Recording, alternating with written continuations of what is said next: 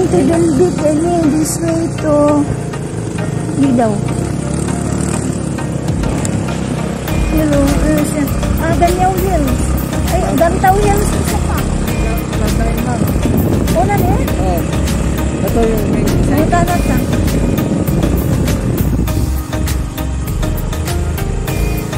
Pwede na mutana. Kaning Gantaw Hills, pila ka kilometro? Ang Cloud9 pa pa dito. Ubos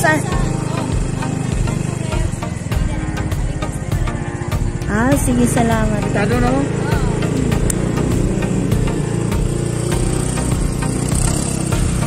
Ayan. We're going to Gantaw Hills.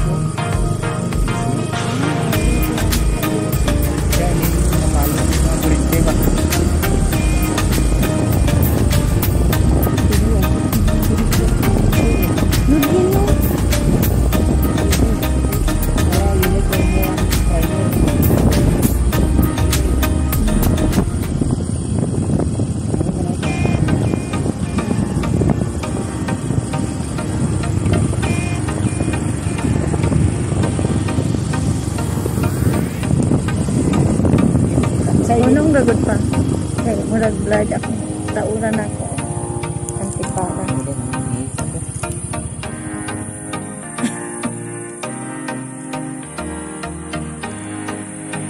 Ayan, papunta po kami ng Gantaw Hills at saka Cloud9.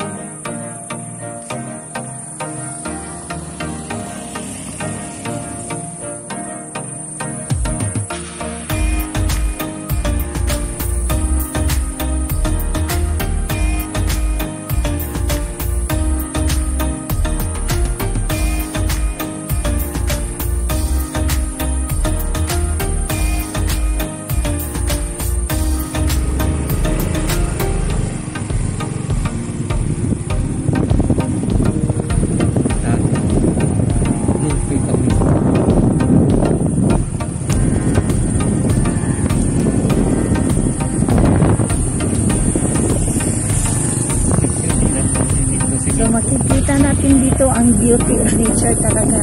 Ayan. Maraming kahoy.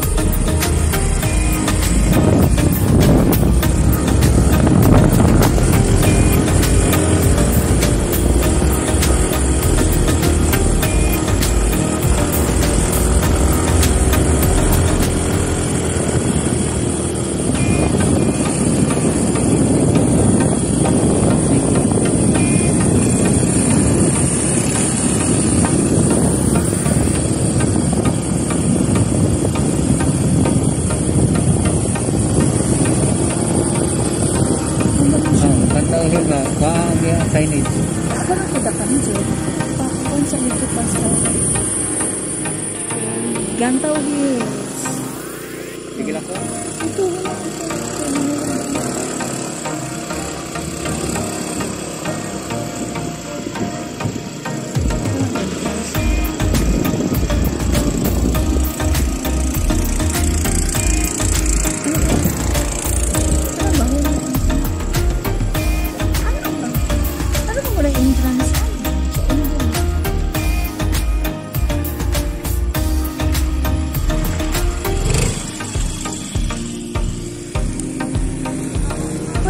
Tana.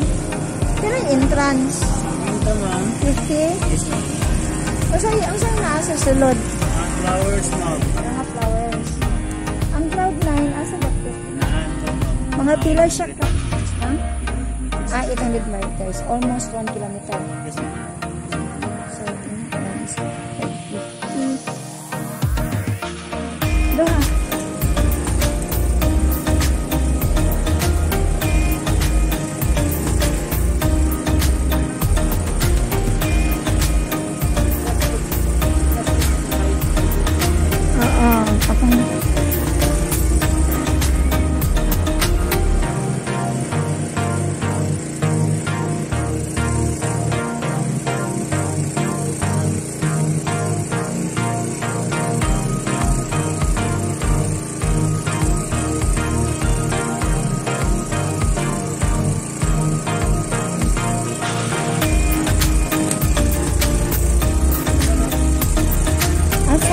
Ato dito ang entrance. Wala.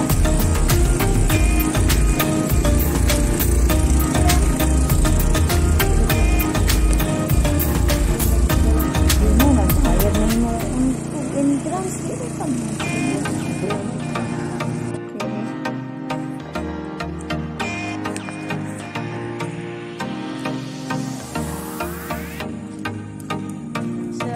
Dito na po yung entrance sa Gantao Hills. Andito na po tayo sa Gantao Hills, guys. Okay, check na natin dito kung ano po yung nasa loob. Yan eh. Ayan.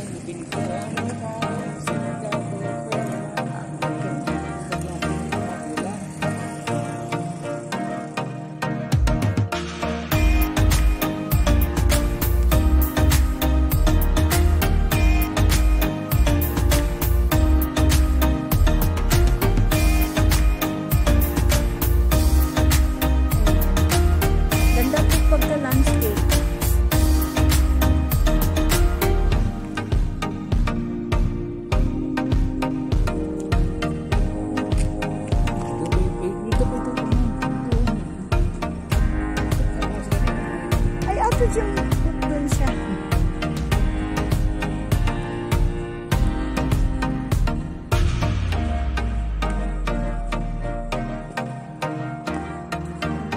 So, ang makikita niyo lang po dito ay klase-klase lang pong bulaklak. Ayan po. Ginawa nila, nag-landscape po sila dito. Ayan, ganda tingnan. Dito tayo. Tingnan natin. Ayan po yung Kateya. Kateya. Dito ko lang po ito nakikita. Ayan,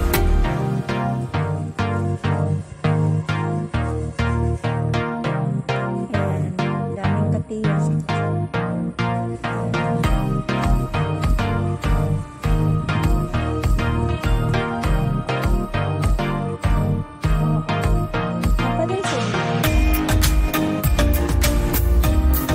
Ayan, Gantao Hills. Na ay windmill.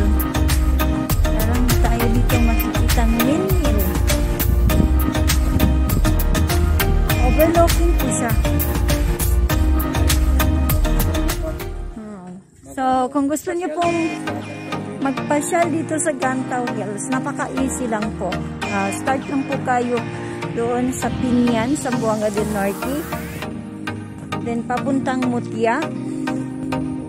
Sambuanga del Norte. Dire-diretso na po yan.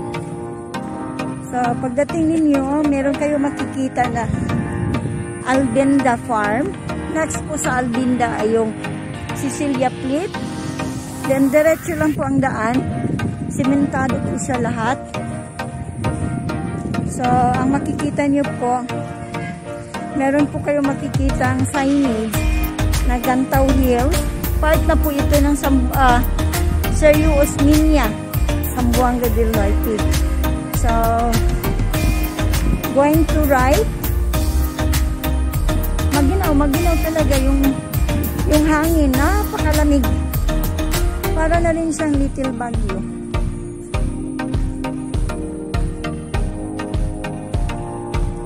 So, ito po yung whole area niya.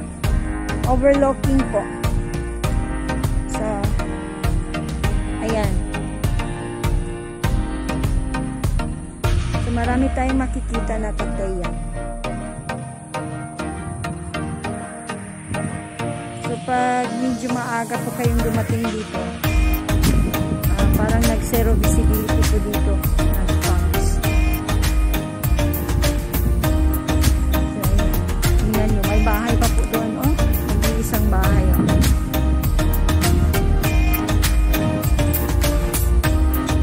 Ayan, nasa taas ng bundok.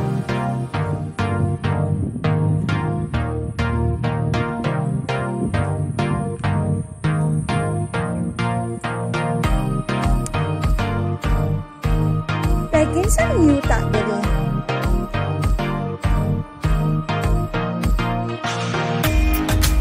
Taga-asa?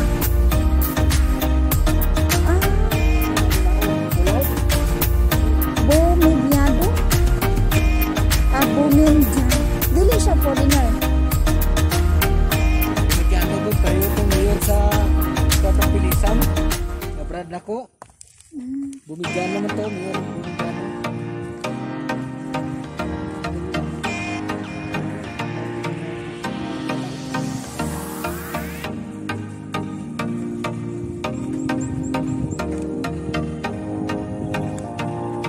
Hindi po siya tapos na nag-landscape, pero ayan, makikita na po natin yung resort. Lalo na po pag tapos na po ito, maganda sa tingnan, nakapalakas.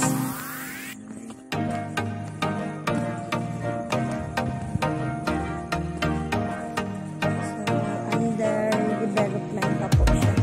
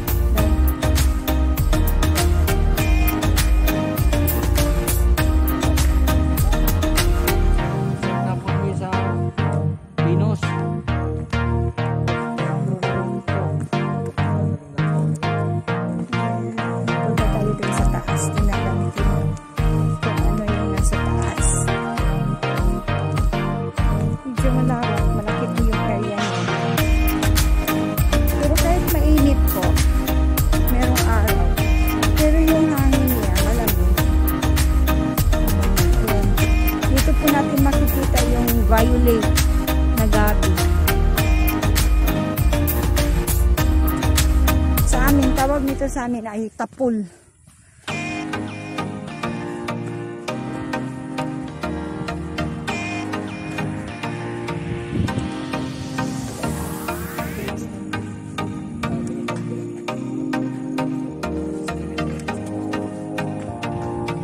Wala ko kung anong tawag nito, basta marami.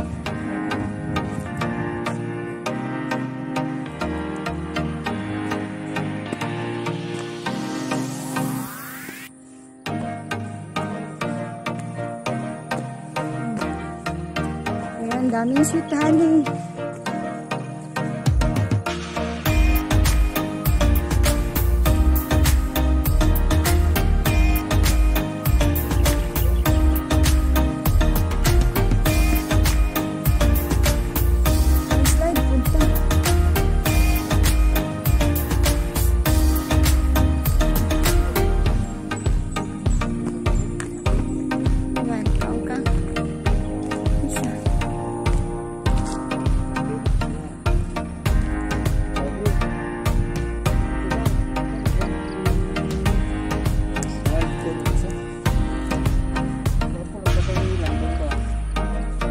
So, ang Katiya, Gantaw. So, pag pumunta po kayo dito, mga bandang alas 4 po ng umaga, ang makikita niyo po ay fogs kasi mag-zero visibility po dito. Mamayang hapon, mga 4 p.m. Ayan, start na po yan, mag-fogs. So, zero visibility po yung area nila. Pero sa ngayon po, kasi alas 10 na po ng umaga nito, may araw na po. So, hindi po natin makikita yung fogs. Ayan po yung whole area. Noon daw, sabi ng minister ko, kasi lagi sila dito na po. Parang mahirap tayo po pasukin. Kasi alam mo na, remote area po. At ngayon, nakikita niyo na parang malaki ang pinagkaiba.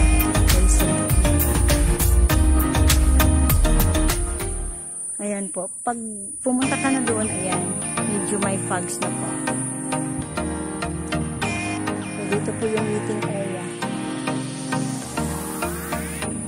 Except na po kami. Ito.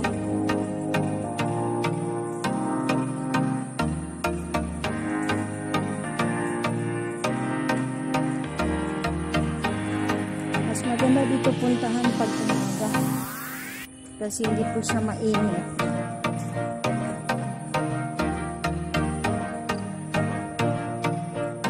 Still developing pa rin sila. Dinidevelop pa rin nila. Hindi pa rin sila tapos ng area pa rin walang bulaklak. Pero meron po silang tigninting dito.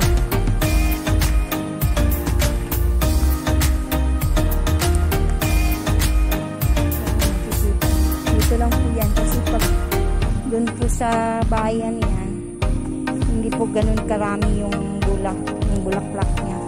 Pero pag dito, ayan, malamig kasi. Kaya mas lalo po siyang mamulaklak.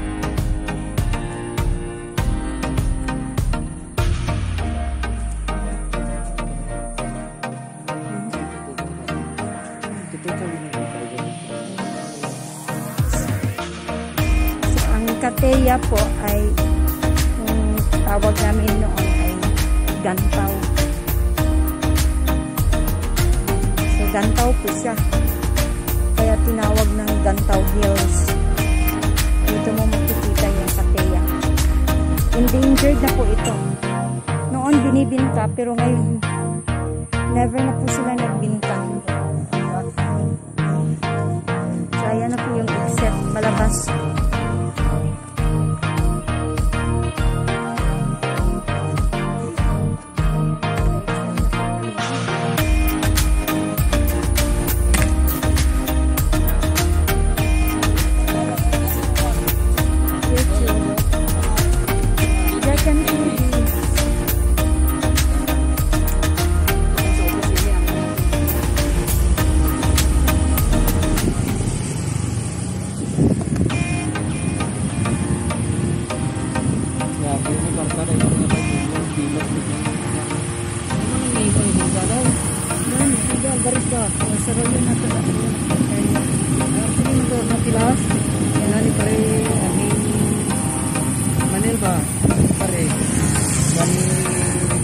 So, pauwi na po kami next week po. Baka next week yung Cloud 9 na naman ulit.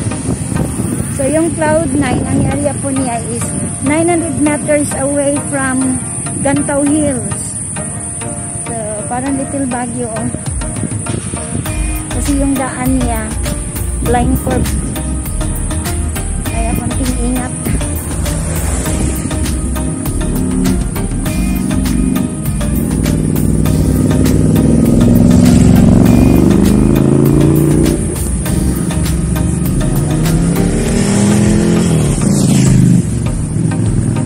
Accessible po dito kung nakamotor ka. Motor. Accessible siya. Motor na automatic. Yung automatic na motor kasi medyo matuktok yung daan. Tapos blind curve. Pero kung 4 wheels, okay din. Basta automatic. Say din.